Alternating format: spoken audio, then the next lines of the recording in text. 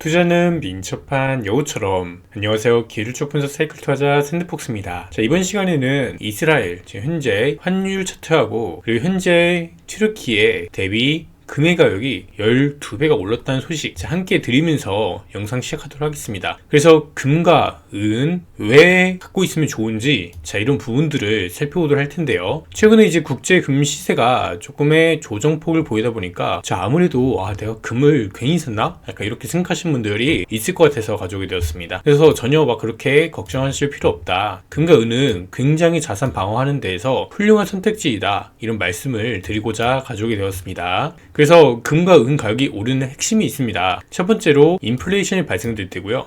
인플레이션의 다른 말은 통화 가치 하락이죠. 그리고 제가 1912년 때부터 언제까지 현재까지 인플레이션 대비 이 금가격의 상승 이 그래프를 제가 한번 가지고 되었었죠. 이런 부분이 있고, 그래서 결국에 인플레이션보다는 금가격의 상승이 조금 더 높더라, 이런 얘기를 하고 싶은 겁니다. 그리고 두 번째는 통화의 신뢰가 잃어버릴 때 통화의 신뢰가 낮아지면서 수요가 증가하는 부분이 있겠죠. 이 통화의 신뢰가 낮아진다는 거는 이 통화를 마구잡이로 발행하거나 경기가 어려운 상황 속에서 비행하기 위해서 금리 인하 정책을 무리하게 사용하거나 이럴 때 인플레이션이 함께 동반되고, 이건 즉 통화의 신뢰 하락까지도 이어질 수 있는 부분이 되겠습니다. 그래서 이 세 번째는 기타, 이 수요와 공급, 이런 부분들이 있겠는데요. 근데 우리가 일단은 중요하게 생각할 게 이번 시간에는 이 전쟁에 대해서 한번 다뤄볼까 합니다. 먼저 최근에 이제 중동 해갖고 이스라엘이 이제 미사일 폭격을 받았습니다. 그래서 반격에 나서고 있는 모습인데, 이스라엘 환율입니다. 이 달러 이스라엘 환율인데 이렇게 봤을 때 굉장히 이렇게 낮아지는 모습을 보여주고 있고, 최근 한 5년 그래프를 가져왔는데 5년 전 이 저점을 이제 깬 모습을 보여주고 있습니다. 최근에 지금 이 구간에서 추가적으로 낙폭을 보인 건데요. 전쟁 이후의 낙폭은 엄청 크지는 않습니다. 이거는 주간의 기준으로 가져왔을 때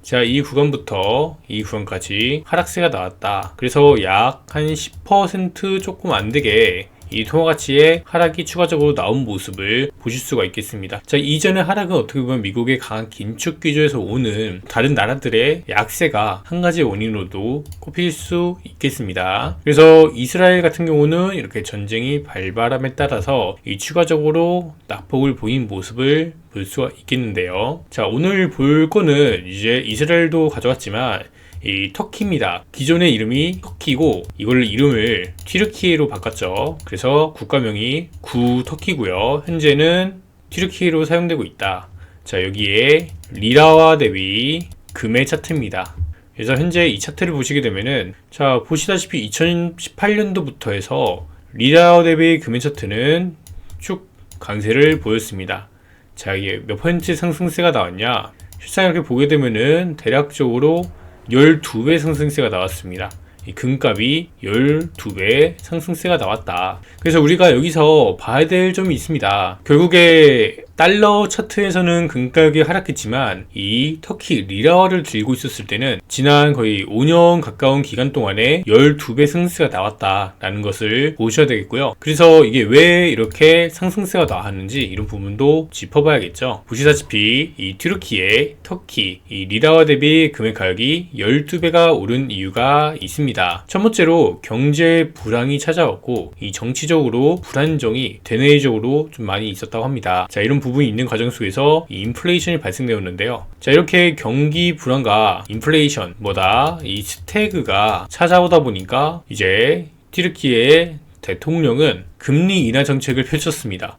금리 인하 정책을 펼치면 결국에 이 물가 상승이 동반되는 거 아니야? 맞습니다. 그래서 통화 가치가 하락하게 된 원인이고요. 이렇게 한 이유가 있는데, 외화를 벌어오르는 정책이 이 자국의 통화 가치 하락을 더 크게 불러왔다라고 합니다. 이 통화 가치 하락을 발생시키면서 외화를 벌어오고 수입을 조금 줄이면서 자국의 통화 가치 하락을 불러오게 되었고, 이렇게 한 이유가 금리가 낮아지게 되면은 수출 경쟁력이 생기면서 달러 벌이가 좋아지고요. 수입이 줄어들게 되면 벌어온 달러로 경제를 안정화시키는 목적이 있다. 근데 이게 쉽지가 않고, 자, 오히려 이렇게 현재 계획했던 대로 흘러가지 않습니다. 그래서 이 튀르키예 정부는 이제 외환 방어에 나서고 있다. 벌어온 달러로 조금씩 이제 튀르키예 리라화를 사들이고 있는데 크게 효과가 좋지 않다고 합니다. 그래서 이런 것 때문에 현재 금가격 대비 리라화는 굉장히 높은 1200%의 상승이 나왔고요. 최근에도 우리 국제 금시세는 좀 소폭의 하락을 보인 반면에, 자, 이렇게 터키 리라화는 여전히 최근 가격으로 해서도 상승세가 단기적으로 30%가 나왔다라는 부분이 있겠습니다. 결국에 이 실물금은 내 돈을 어떻게 방어할 것인가, 자, 이런 부분이 있겠고, 다시 처음으로 돌아와서 금 가격이 오른 핵심 했을 때 첫 번째로 인플레이션으로부터 방어가 된다. 그리고 통화의 신뢰가 잃어버릴 때 방어가 된다. 그리고 전쟁이나 자연재해로부터 자유롭다. 이런 부분이 굉장히 큰 이점이 있다고 보시면 되겠습니다. 그래서 현재 국제 금 시세는 조금 하락했지만 원달러 환율이 그때 당시에 딱 한 1,300원 부분부터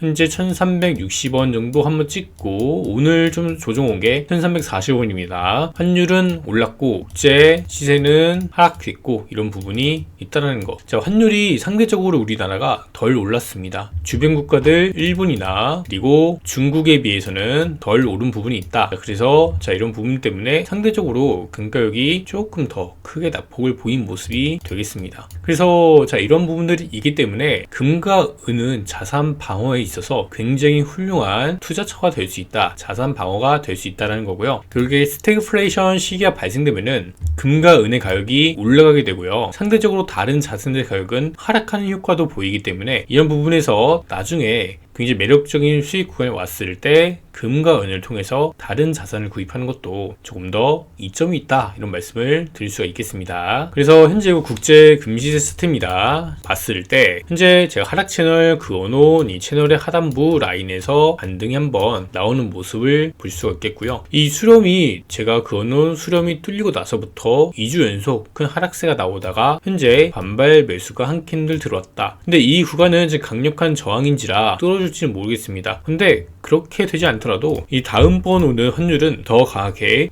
치고 올라갈 수가 있겠다라는 부분이 있겠습니다. 이렇게 해서 자, 지금 현재 중동 전쟁 이런 이슈가 계속해서 올라오고 있고, 하마스가 먼저 5,000발을 미사일을 쏴갖고 이렇게 시작이 된 거죠. 그래서 관련 주변 국가들도 지금 뭔가 참여를 하고 있다, 뭐 이런 소식들까지 오늘 들렸던 것 같은데, 이런 부분들은 이제 유가의 상승을 불러올 수 있다, 자, 이런 얘기도 함께 나오고 있는데, 뭐 그때와는 다르다, 또 이런 얘기도 함께 있고요. 자, 이러한 부분들이 있겠고, 자, 이러한 갈등은 결국에 에너지 가격의 상승으로 장기적으로 보여줄 수가 있겠다. 그래서 이렇게 전쟁이 길어지면은 안 좋아요. 짧게 끝나면은 우리나라에 미치는 영향은 이렇게 크지가 않는데, 그래도 지금 현재 이렇게 전쟁이 발발한다는 게 되게 좋은 상황이 아닌 거죠. 자, 우리나라는 아직까지 휴전 국가이기 때문에 자, 이런 부분이 있어서 실물금과 실물은으로 방어를 하는 것도 내 자산을 잘 지킬 수 있는 방법 중에 하나이다. 자, 이렇게 말씀드릴 수가 있겠습니다. 그렇게 해서 자, 이번 시간 금 대비 다른 나라의 통화 가치에 대해서 한번 살펴보는 시간이었는데요. 구독하고 좋아요, 알림 설정 한 번씩 눌러주시고요. 그리고 저는 이제 가격 흐름이 좋아도 좋지 않아도 자, 언제나 분석을 이어나간다는 걸 다시 한번 말씀드리면서 영상 마치도록 하겠습니다. 감사합니다.